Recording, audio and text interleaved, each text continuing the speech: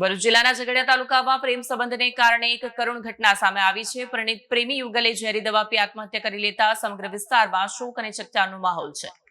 મળતી માહિતી મુજબ મરણ પામનાર યુવક સંજય નાગજી વસાવા રાજપારડીનો રહેવાસી હતો, જ્યારે યુવતી સુધા ચિરાગ રાઠોડ ઝઘડિયાની રહેવાસી છે.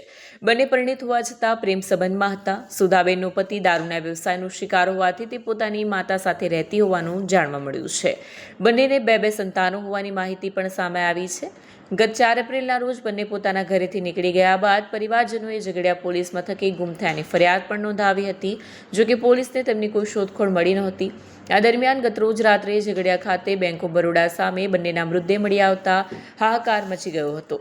ઘટનાની જાણ થતાં જ ઝઘડિયા પોલીસે તાત્કાલિક સ્થળ પર પહોંચી મૃતદેહોને કબજે લઈ ભરૂચ સિવિલ હોસ્પિટલ ખાતે પોસ્ટમોર્ટમ અર્થે ખસેડ્યા. પોલીસે બંનેના પરિવારજનોને જાણ કરી આગળની કાર્યવાહી હાથ ધરી છે. આ ઘટનાએ વિસ્તારમાં અનેક પ્રશ્નો ઊભા કર્યા છે અને સમાજમાં વ્યાપક ચર્ચાનો વિષય બની છે. વિડીયો જર્નાલિસ્ટ વિરેન્દ્ર પાટીલ સાથે સત્યા ટીવી ન્યૂઝ ભરૂચ.